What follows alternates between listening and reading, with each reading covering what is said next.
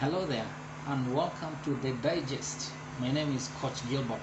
So, in this episode, we're going to talk about an aspect of toxic cultures within organization, and we're looking at two aspects. In terms of the first one is what brings in toxic cultures in organization, and then how then, as an organization, can you be able to work out a way out of a toxic culture.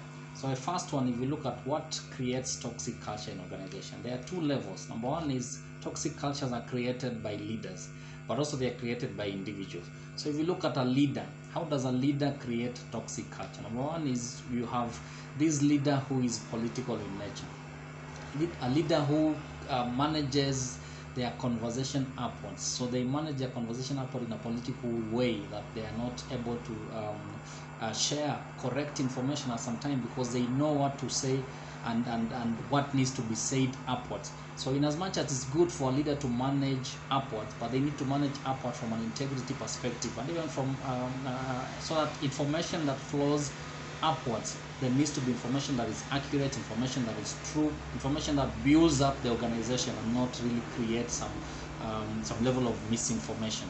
So that's one area on how political leaders are actually creating toxic culture, because then that affects the team, because they bring out now that aspect downwards where they become biased in terms of their performance management, in terms of their relationship with the team, because they are political in nature.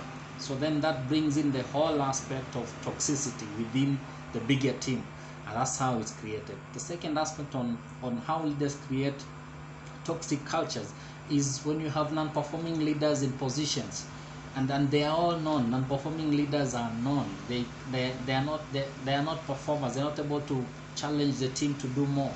They're actually creating a lot of negative energy into the team. And when you keep a non-performing leader for long, then what happens is you are killing team synergy, you are killing the whole team spirit. So that is very key. How does individuals then create toxic culture? When you have individuals who are unsatisfied with their needs and preferences, they are not heard. When you have individuals who are non-performers also, and when you have performers also who are not taking care well from a reward perspective, then this brings in toxic culture.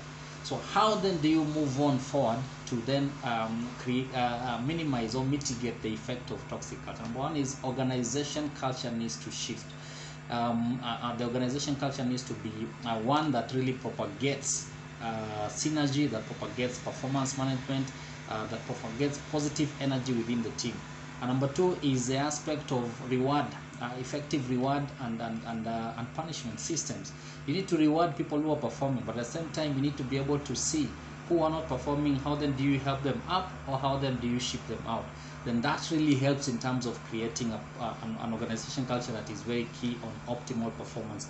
But the last one is the organization needs to be able to listen to its staff. Take time to listen, and this is very key. So these are the three things that you can be able to use to improve the toxic culture within your organization. So I hope I have added value. If I've added value to you, you can click subscribe to follow me in additional episodes that will be able to help you in your leadership journey. Thank you very much, and my name is Coach Gilbert.